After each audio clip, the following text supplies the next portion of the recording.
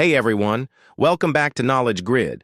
Today, we're diving into a topic that affects almost every business and consumer in the UK, VAT, or Value-Added Tax. Whether you're a small business owner, a freelancer, or just someone curious about how tax works behind the scenes, this video is going to break it all down in a simple, clear way.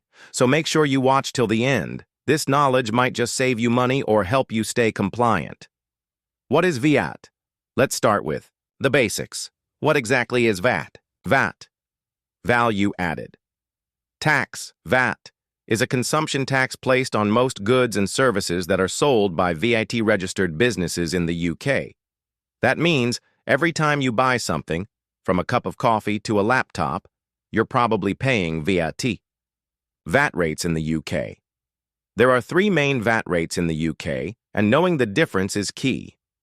Standard rate, 20% O, applies to most goods and services. Example, electronics, clothing, furniture 2. Reduced rate, 5% O, applies to certain items. Example, home energy, like gas electric, children's car seats. 0 rate, 0% O. These items are technically still VAT taxable, but the rate is 0. Example, most food items, children's clothes, books, newspapers. Don't confuse zero-rated items with VAT-exempt items like rent or financial services. They're treated differently when it comes to VAT registration and reclaiming. How VAT actually works. Now let's look at how VAT works in real life for businesses. Visual example, animation.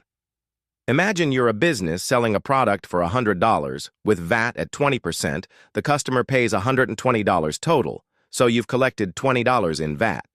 Now, let's say you bought your supplies for $50, and you paid $10 VAT on those. You now subtract the VAT you paid, 10, from what you collected, 20. So you owe $10 to HMRC. This process is called VAT reconciliation, and it happens every quarter or as per your VAT reporting schedule. Who needs to register for VAT? Not every business in the UK has to register for VAT, but many do. If your VAT taxable turnover is over $90,000, you must register. If it's below, you can still register voluntarily, and sometimes that can be a smart move. VAT taxable turnover means the total value of everything you sell. That isn't exempt from VAT, so keep an eye on your sales. Once you hit that threshold, registration becomes mandatory. The benefits of VAT registration. So why would a small business voluntarily register for VAT? Can reclaim VAT on business expenses. Adds credibility to your brand required. If selling to VAT-registered companies, prepares you for scaling up. But it also means extra paperwork, quarterly returns, and keeping good records. How to file VAT returns. Once you're VAT registered, you'll need to file VAT returns, usually every 3 months. Record all sales and purchases 2. Calculate VAT you owe versus VAT you paid 3. Submit return via HMRC's Making. Tax Digital System 4. Pay the balance or get a refund if you're owed. There are digital tools and accounting software that make this easier, like QuickBooks, Xero, or Free Agent. And trust me, using them can save you hours of work. Common VAT mistakes to avoid.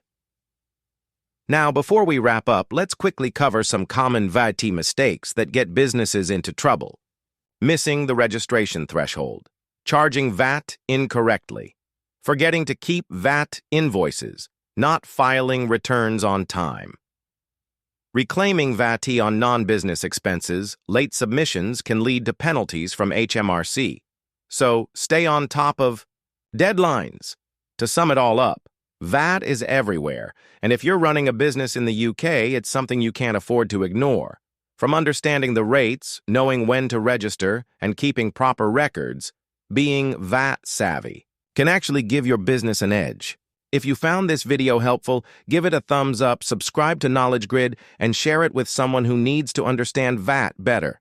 And if you want more content on UK taxes, self-assessments, or business finance, drop a comment below and let me know what topic to cover next.